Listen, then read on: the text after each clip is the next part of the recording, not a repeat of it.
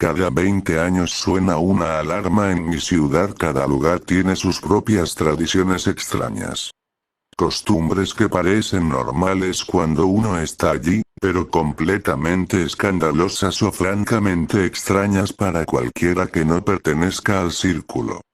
Pero cuando se establecen lazos con otras personas de provincias pequeñas, mi pueblo siempre encabeza la conversación. Mi base para ello es la alarma que suena cada 20 años. Nunca nos dijeron directamente que no se lo contáramos a nadie, pero estaba muy implícito. Una especie de acuerdo silencioso para que esto se quedara dentro de los confines de nuestro pequeño pueblo de Pendleton. Pero es una historia demasiado buena para no contarla. Yo era joven cuando presencié uno por primera vez. Tenía unos 3 años. Todo lo que recuerdo es el bullicio del pueblo mientras todos entrábamos en un encierro subterráneo. A pesar de lo gruesas que eran las paredes y las puertas, todos podíamos oírlo débilmente. El estruendo de las bocinas resonaba en todo el pueblo. Al crecer, los veía. Postes altos con formas cónicas en los extremos, orientados en varias direcciones. No había cables visibles, lo que hacía suponer que estaban ocultos en el interior.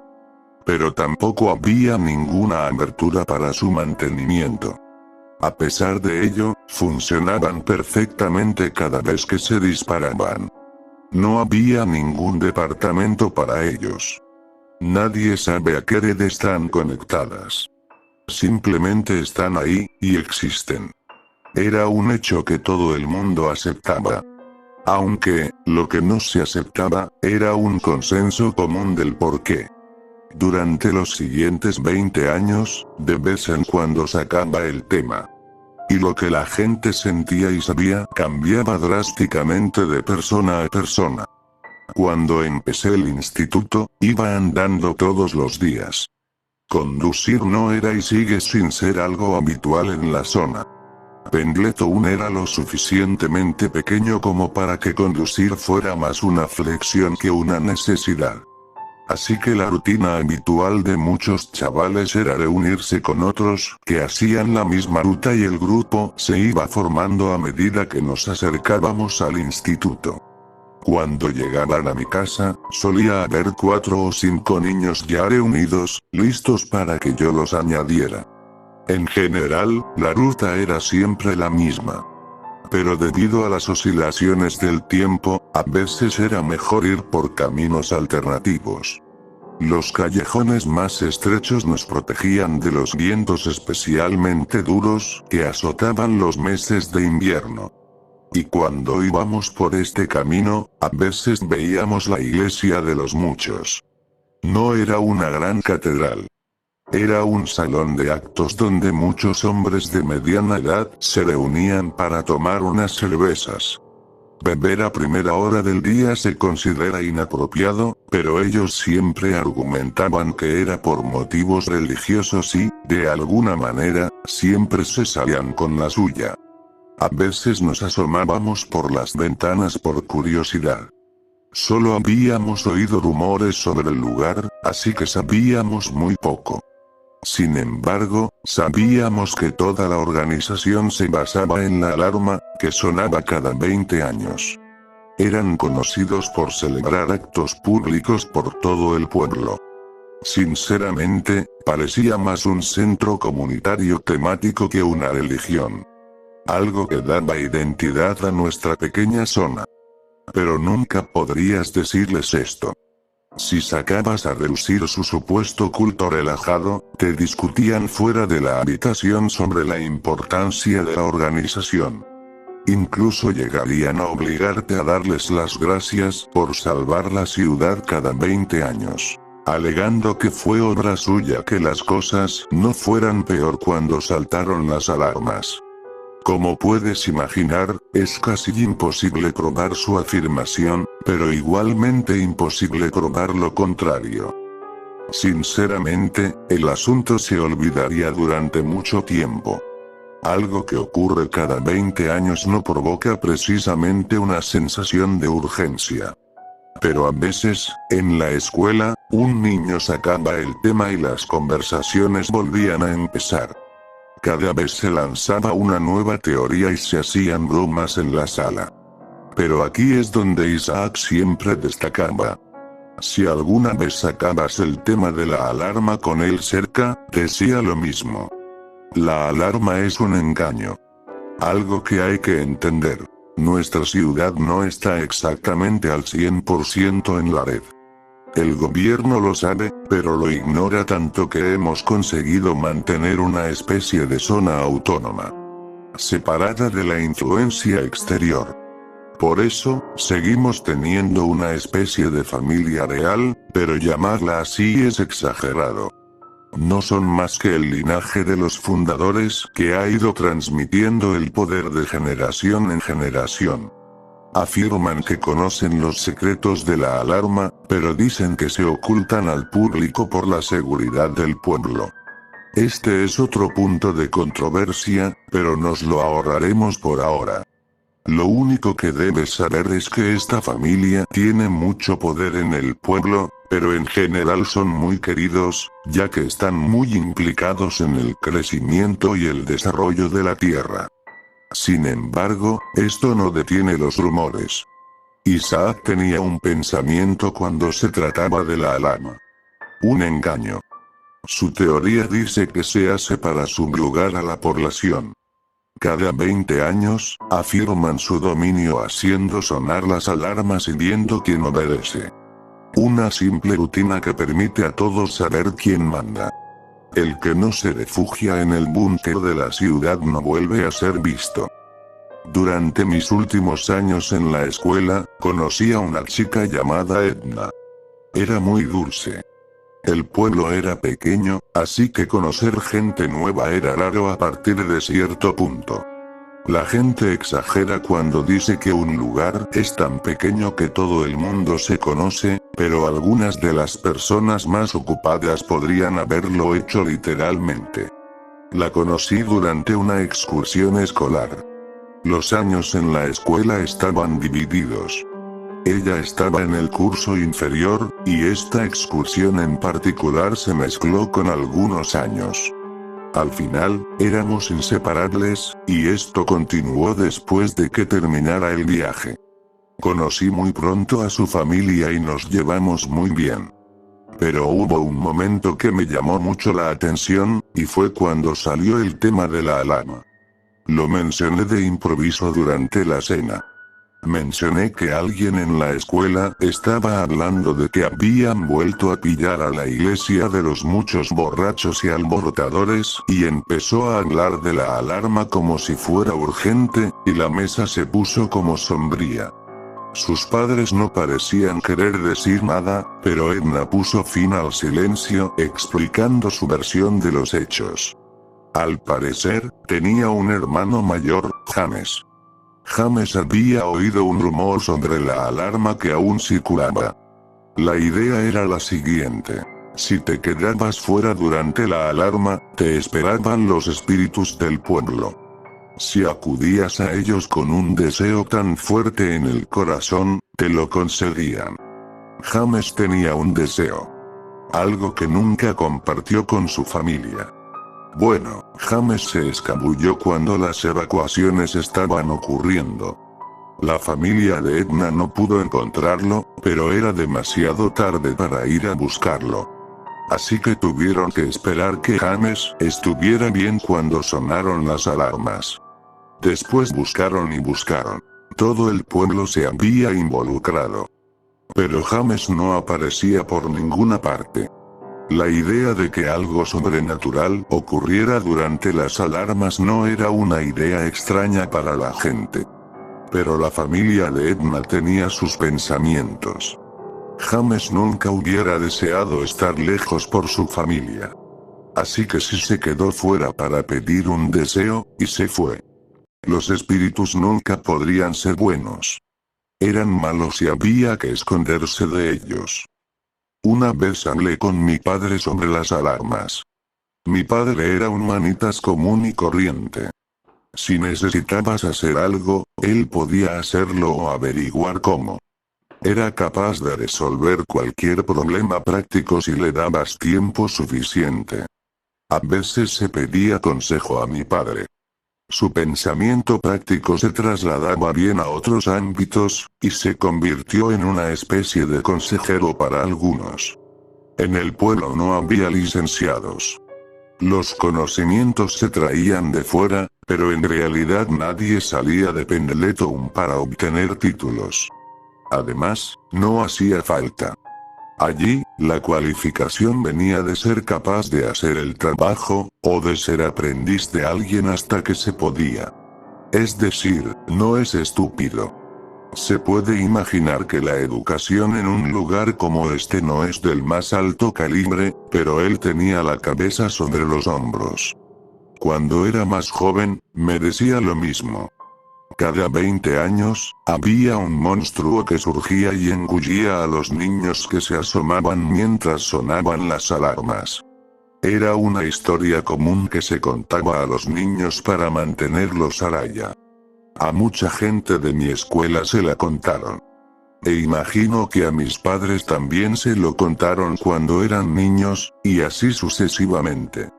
Incluso cuando llegué a la escuela secundaria, persistió con esta historia, pero con algunos detalles añadidos.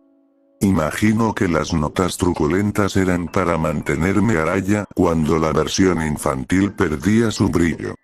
Algunos padres temían que las alarmas se activaran cuando los adolescentes estaban bebiendo en el bosque. Si estaban demasiado lejos, nunca llegarían a tiempo. Esto no quiere decir que fueran muy estrictos. Pero a menudo eran autoritarios cuando se acercaba la fecha de vencimiento. Esto se debía a que no había un día fijo. Claro que se sabía que ocurría cada 20 años. Pero había una gran variedad de días posibles. La gente trató de alinear las fechas con los calendarios antiguos. Dispositivos antiguos para medir el tiempo. Incluso textos religiosos alternativos. Pero nada podía predecir la hora y la fecha exactas. Así que, a menudo, todos nos volvíamos especialmente precavidos cuando sabíamos que los días se acercaban. Yo tenía casi 23 años y llevaba unos cuantos en mi carrera cuando nos acercábamos a la fecha del próximo alama. Según las normas del pueblo, se me consideraba un hombre. Así que me enfrenté débilmente a mi padre para que me dijera que creía que era la alama. Me dijo lo que pensaba. Es un monstruo. Me resigné a escuchar la misma historia otra vez. Pero esta vez, entró en muchos más detalles que antes. Explicó que cada 20 años, un monstruo venía y se comía a cualquiera que se encontrara. Era casi lo mismo que había oído antes. Pero continuó contándome algunas de las cosas que había oído. Marcas de garras en las puertas donde se dejaban mascotas. Huellas gigantes en las afueras. Dijo que se reían de ti cuando mencionaban estas cosas. Pero un pequeño grupo de personas estaban realmente invertidos en esta teoría. Por último, habló de los rumores. Mencionó uno que ya había oído antes. Que los deseos se concedían a cualquiera que saliera a la alama. Mi padre dijo que la familia principal sabía del secreto, y había comenzado los rumores. Propuso esto. Ideas de deseos, poder y nueva vida. Todo diseñado para salir al exterior durante el ominoso día. Tenía una respuesta simple cuando le pregunté por qué harían esto. Cada 20 años eso se vuelve hambriento, y necesita comer. He mencionado a los expertos que tienen reuniones informales y organizan eventos comunitarios. Pero durante el año previo al gran día, los miembros de la iglesia de muchos entran en plena fuerza. Los eventos agradables para toda la familia se acaban o son trucos para predicar su palabra. Es casi como el cliché de una escapada de tiempo compartido. Buscaba pasar un día agradable con mi novia desde hace 3 años. Aunque íbamos al mismo colegio, nos conocimos unos años después. Las cosas iban bien, así que quería gastarme un dinerillo en algo bonito. Lo que solíamos hacer era ir a un asador y pedir algo del menú de la noche. El dueño era muy simpático y, si sabía que era un día especial, te trataba bien. Hacía mucho negocio siendo conocido como el lugar al que ir durante un día especial. Aunque nunca deberías mentirle. Si se enteraba de que habías mentido sobre tu cumpleaños o tu aniversario para conseguir un trato preferente, no volverías a tener ese privilegio. Como he dicho, todo el mundo conocía a todo el mundo, y si se corría la voz lo suficiente, podrías pasarlo mal en el pueblo durante unos años hasta que recuperaras tu reputación. Wendy y yo estábamos dispuestos a seguir la misma rutina, pero de camino al trabajo vi un cartel en el tablón del pueblo sobre un local de comida improvisado. Prometía comida extranjera y entretenimiento extranjero. Seguro que es normal darse un capricho con un chino al final de una noche de copas, pero aquí eso era un lujo. Haber probado comida de fuera era algo de lo que se podía hablar durante muchos años con el acalorado interés de muchos. Había gente que mentía sobre haber probado cosas solo para afianzarse en la escala social. Así que cuando se habló de un restaurante vietnamita ambulante, me apunté inmediatamente. No entró mucha gente, pero yo mencioné agresivamente mi día especial y casi me colé. Fue la comidilla de la ciudad y me enteré de que iba mucha gente que conocía. Todos parecían de mi edad. Aunque quería que se tratara de Wendy, les pregunté a mis padres si también querían ir. Pero era extraño. Aunque estaban en el bando de los que siempre quieren probar algo extranjero, se negaron rápidamente. Los padres de Wendy hicieron lo mismo. Deberíamos habernos dado cuenta de lo extraño que era, pero no pudimos encontrar una buena razón. Llegó el día y todo el mundo estaba tenso. Nos sentaron en un pequeño auditorio con mesas y sillas dispuestas de forma que se podía ver el escenario. Todos supusimos que era para ver el espectáculo, que esperábamos con impaciencia. Bajaron las luces y se encendieron focos en el escenario. Nos presentaron al jefe de cocina. Un hombre con una tez que no se parecía a nada que hubiéramos visto antes.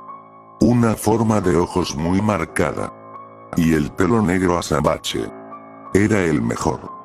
Pero luego se juntó con otros y quedó claro en qué habíamos caído. A su lado había dos expertos de la iglesia de los muchos. Presentaron al chef y el itinerario de la velada. Algunas personas miraban a su alrededor, a ver si podían salir a tiempo, pero ya era demasiado tarde. Se encendieron las luces y a nuestro alrededor estaban los demás miembros de la iglesia. Iban vestidos con ropas de un rojo anormal. Tenían la cara untada con un tinte de polvo amarillento, y se habían tapado los ojos con cinta adhesiva a los lados para que fueran más estrechos. Una caricatura del hombre del escenario. El jefe de cocina parecía muy disgustado, pero debía de estar muy bien compensado para aguantar nuestras travesuras de pueblerinos. El chef fue conducido a la parte de atrás y comenzó la velada. La pesada propaganda que corrió toda la noche ahogó los olores de las excitantes especias. Miembros de la iglesia subieron y tuvieron muchos segmentos a lo largo de la noche. A lo largo de los años, han organizado muchos festivales para celebrar la cultura local. Uno de los segmentos trataba sobre su contribución al crecimiento de la ciudad. Criar una familia aquí era una perspectiva muy prometedora gracias a los numerosos eventos que organizaban. Esto atraía a la gente orientada a la familia. También organizaban eventos en los que se destacaban los productos locales y se elogiaba a los artesanos locales. Muebles, alcoholes artesanos, alimentos frescos. Era común tener una habilidad personal además de la carrera principal. Participar en ese crecimiento atraía a los trabajadores. Si alguna vez necesitabas ayuda, la iglesia de los muchos estaba allí. Una mujer tuvo un accidente. Se le cayó un mueble pesado y le aplastó la pierna. Su carrera murió ese día, junto con sus sueños de bailar. La iglesia organizó una colecta de fondos para que recibiera ayuda externa y, con la ayuda de un hospital a muchos kilómetros de distancia, consiguió recuperar parte de la función de su pierna. A día de hoy, sigue llevando una vida sana. Cumplieron todos los requisitos. A pesar de la naturaleza engañosa del evento, no sonaban tan mal. Luego tenían un segmento en el que apelaban a las personas menos activas del público. Si te apuntas, puedes beber por la mañana durante las reuniones 3 días a la semana. Se permitía los días laborables por motivos religiosos sancionados por el cabeza de familia. La regla general es no llegar a la beligerancia, pero todo lo que sea antes de eso es juego abierto. Una vez más, esto llamó la atención. Hizo que la gente pensara que quizá no era tan malo como algunos decían. El miedo a lo desconocido es grande y circula predominantemente en círculos habladores. La iglesia de los muchos siempre tuvo una extraña reputación en la que nunca se sabía dónde estaban sus verdaderas intenciones. Su naturaleza era muy relajada, pero tenían algunas prácticas religiosas serias y desconocidas. Parecía que solo se conocían todos los detalles si se estaba dentro, e incluso entonces, había que ser miembro desde hacía mucho tiempo antes de obtener cualquier información crítica. Esto provocaba mucha desconfianza entre algunos de los miembros más opuestos del público.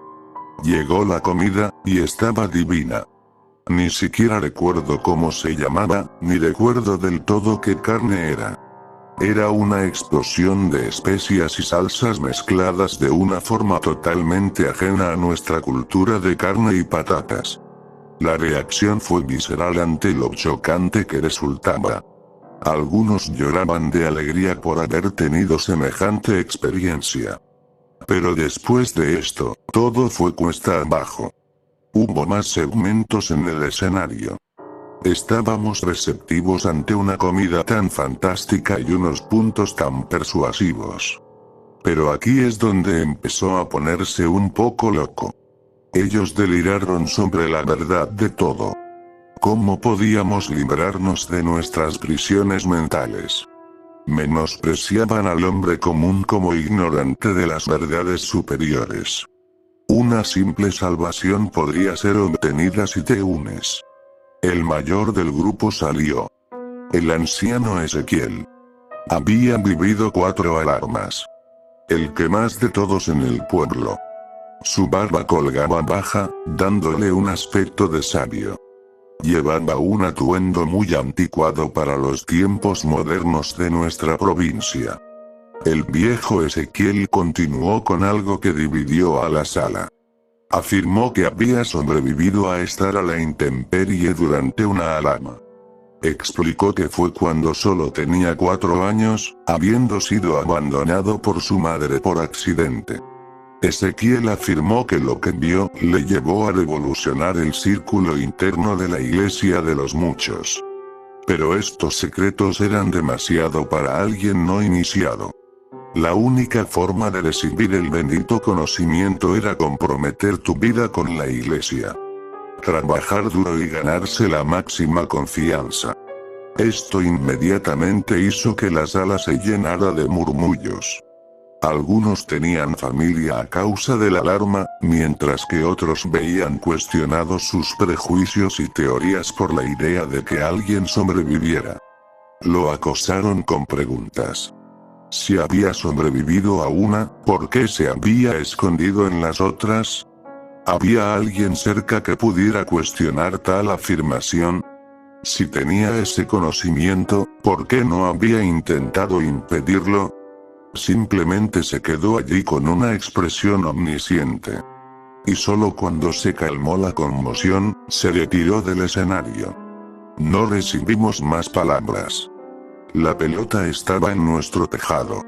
Al final, algunos se marcharon enfadados, sintiéndose insultados por la ridícula afirmación. Otros ya eran fanáticos de la causa, ya intentaban suscitar más interés entre los divididos miembros de la multitud.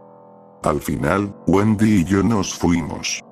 No nos oponíamos al 100% a la iglesia, pero no habíamos tenido el impulso de buscar respuestas más directas. Cuando llegamos a casa, mi padre estaba allí para recibirme. Me preguntó cómo estaba la comida, pero yo sabía que él sabía de qué se trataba. Me explicó de qué se trataba. Cada 20 años, hacían algo así. Organizaban un evento muy deseado que despertaba un gran interés. Y todo es para impulsar nuevos miembros. Aquellos que fueron a uno anterior, o sabían de él, tenían prohibido advertir a la nueva generación. Así que tuvo que sentarse allí y dejar que nos hace, junto con otros a los que les dijimos. Se acerca el día, se puede sentir que viene. Hay electricidad en el aire. Cada vez ocurren menos acontecimientos cuanto más se alarga el 20º año. La gente sabe que debe mantener sus agendas abiertas por si les pilla desprevenidos. Incluso la iglesia acalla sus excursiones por miedo a que, accidentalmente, la gente se quede atrapada afuera cuando ocurra. Pero aún así, están las fiestas. Algunas fiestas y reuniones tienen lugar cerca del búnker durante los próximos meses. Estos eventos tienen reglas estrictas para seguir funcionando. Suena raro, pero es alentado por la familia principal. Creo que es para mantener estimulada nuestra pequeña economía. Si no gasta suficiente gente, el dinero se retiene y se produce un cuello de botella. Puede haber música, y se contratan músicos, pero no puede estar demasiado alta. Se puede beber, pero no licores fuertes, y hay una norma no escrita de no emborracharse nunca de forma beligerante. En el pasado, ha habido quien, borracho, se quedó dormido durante una alarma y desapareció por no entrar en el búnker. Aunque estos encuentros tienen un aire sombrío, no dejan de ser una energía social muy necesaria.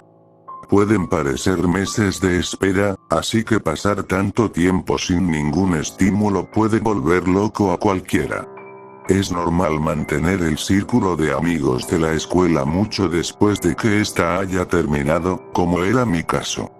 Cada vez que iba a uno de estos eventos, veía caras conocidas. Edna, a la que ya he mencionado antes, Kyle, que estaba en mi clase, Watson, que solía acompañarme al colegio, y Esther, a quien conocía desde la guardería. Hasta entonces, se había dejado de hablar de la alarma. Todo el mundo había dicho lo suyo muchas veces, y nunca había información nueva que suscitara más ideas. Pero cuando sabíamos que se acercaba el día, volvía a aparecer en la conversación como en los viejos tiempos. Al ser más maduros, nuestras conversaciones pasaron de las ideas descabelladas a hablar más de cómo superarlo. Conocíamos las consecuencias de no seguir las reglas. Aparte de Ezequiel, nadie ha sobrevivido nunca a estar fuera durante la alarma. E incluso entonces, su afirmación fue muy escudriñada. Todos acordamos comportarnos hasta entonces. Mantener un perfil bajo, y superarlo. Simple, ¿verdad? Resulta que Kyle tenía otras ideas. Cuando la cita se acercaba, empezó a traer a colación viejas teorías de la escuela. Mencionaba algunas, pero siempre volvía a una. Que podías pedir un deseo si sobrevivías. Edna inmediatamente enloqueció con esto. Para entonces, ya se sabía lo que le había pasado a James. Así que ya era una mala jugada sacar el tema de la alarma, pero sacar el rumor que hizo que lo mataran no estaba bien. Una vez Steg le echó la bronca por sacar siempre el tema. No podíamos entender lo que estaba pensando. Kyle intentaba calmar la idea de que valía la pena intentarlo. Que quería que fuera verdad. Pero Steg no quería saber nada. Fue durante uno de sus desprecios que Kyle habló. Gritó tan fuerte que el bar se calmó brevemente.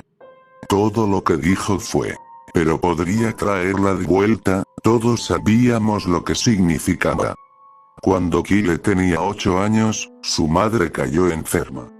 No fue inmediato, así que durante 3 años, corría a casa desde la escuela todos los días para estar con ella. Estaban muy unidos, así que al perderla se llevó una parte de él con ella. Así que la idea de una forma de traerla de vuelta, por obscena que fuera, le resultaba romántica. Aunque todos lo sentíamos por él, adoptamos una postura contraria. Sabíamos que era una mala idea. Para Kyle, sin embargo, la perspectiva de que la alarma solo viniera cada 20 años significaba que era ahora o nunca. Así que mirando hacia atrás, creo que no había forma de convencerle. Solo me lo dijo a mí. A menudo era yo quien hablaba con él después y empatizaba con su situación. Lo hacía para que se sintiera mejor después de una dura reprimenda de Steg. Así que creo que esto me convirtió en su confidente. Así que un día, después de una reunión nocturna, me llevó a un lugar. Una pequeña cabaña reforzada cerca de las afueras del pueblo. Con los años, él la construyó. Había sido aprendiz de albañil después de terminar la escuela. Así que pensar que eligió esa carrera solo para esto era una idea absurda para mí. Pero en este punto no lo pondría más allá de él. Nunca dije nada. Me limité a escuchar. Continuó explicando su rigidez. Era lo bastante fuerte como para resistir una bomba. La única abertura era lo bastante pequeña para mantener la solidez de la estructura, y en ella había un pequeño ojo de buey para mirar al exterior. Su pensamiento era que tenía que ver y hablar con lo que viniera a pedir el deseo. Dentro había algo de comida y agua, pero no demasiada, ya que solo tendría que durar una noche. Por su diseño, no se podía cerrar desde fuera. Esto para permitir un acceso rápido llegado el momento. La confianza era común en el pueblo, por lo que las cerraduras no solían ser necesarias. Sin embargo, se podía cerrar desde el interior. Y era una cerradura rígida. Me dejó probarlo, y cuando estaba cerrado, toda mi fuerza apenas sacudió la cosa. Decir que era sólida era quedarse corto. Entonces llegó el día. Cuando llegó el momento, lo supiste. Las alarmas hicieron un sonido como si se estuvieran calentando. Esta era tu señal para llegar al búnker tan pronto como sea posible. Vi a todos moverse al unísono. Todos se dirigían con calma, pero deprisa, al lugar que nos habían inculcado desde que nacimos. Pero mientras me dirigía hacia allí, me fijé en él. Y solo porque sabía que tenía que estar pendiente de él. Pero ahí estaba, Kyle, escabulléndose en la dirección opuesta. Sabía a dónde iba, y mirando hacia atrás, podría haberlo detenido. Claro, aún podría haber escapado si hubiéramos ido tras él. Pero confió en mí cuando me confió su idea. Romper eso habría desafiado mi honor de ser un amigo. Algo que mucha gente se tomaba en serio. Así que le hice un sutil gesto con la cabeza y le deseé buena suerte. El ambiente en el búnker es algo que no se puede explicar. Solo cuando lo experimentas, te das cuenta de lo que realmente está pasando. Suena una alarma y toda la población está reunida. Pero algo de lo que nunca te hablan es de las conmociones que inevitablemente comienzan. Una pareja empezó a delirar porque habían dejado a su mascota. Estaban causando un alboroto junto a la puerta, rogando que les dejaran salir mientras las alarmas aún estaban dando cuerda. pero, obviamente, se les denegó la salida. Entonces una mujer empezó a gritar. Se reunió con los niños traídos del colegio, pero no encontraba a su hijo. La profesora le explicó que se había escapado de la clase. El protocolo era no volver. Había demasiados ejemplos de pérdida de un profesor durante mucho tiempo con un niño cuando ocurría esto. Así que les inculcaron que no volvieran nunca. Esto suena pragmático sobre el papel, pero ver el dolor de un padre gritando reprendiéndole se quedará para siempre conmigo. Al principio, cuando vi al fornido equipo que operaba las puertas, me sentí intimidado por su presencia. Eran el equipo dirigente de la policía local. La delincuencia no era algo habitual en el pueblo y, cuando se producía algún incidente, solía tratarse de un caso civil que se resolvía con palabras, no con acciones. Así que cuando había un pequeño equipo constantemente entrenado en el combate físico, se rumoreaba que era solo para este caso. La vigilancia de la puerta durante la alarma. Es fácil pensar que es solo una precaución. Pero al presenciarlo en persona, agradecí el tiempo que dedicaron a esculpir su vida para este preciso momento. Retener a una o dos personas es fácil para alguien fuerte. Pero cuando los padres acorralaron a otros padres en su causa para salir y rescatar a su hijo, ver la eficacia del golpe que se estaba dando era como una máquina bien engrasada. Uno pensaría que estarían al límite cuando eran casi 2 contra 1 por gorila. Pero el número creció cuando ocurrió otro incidente del que nunca te advirtieron. Los golpes. Empezaron las alarmas, y eran fuertes. Tenías que hablar justo por debajo de un grito para que te oyeran. Así que cuando oías débiles golpes en la puerta, sabías que estaban pegando fuerte.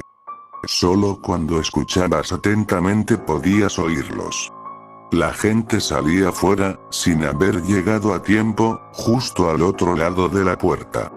Aunque no podías oír las palabras, podías oír la súplica en su voz. Suplicaban que les dejaran entrar. Términos de desesperación gritados tan alto como podían. Obviamente, los humanitarios del grupo armaron un alboroto al respecto. Gritaron a los porteros que abrieran rápidamente la puerta y les dejaran entrar. Solo sería por unos segundos si eran rápidos. Aún subyugando a los padres alborotadores, era asombroso ver cómo aún podían dominar a este nuevo grupo que provocaba un levantamiento. Todo el tiempo, viendo lo serio que se estaban tomando las cosas en el búnker, en lo único que podía pensar era en Kyle. Al principio, no me di cuenta, pero eventualmente los gritos y golpes afuera pararon. No solo cesaron. Simplemente pararon. Pero las alarmas seguían sonando. Sonaron durante una hora entera antes de volver a su sonido de cuerda, y luego se apagaron por completo. Todos nos quedamos en silencio durante un momento, asimilándolo todo. Casi incrédulos de que hubiera terminado. 20 años de preparación, solo para esa hora.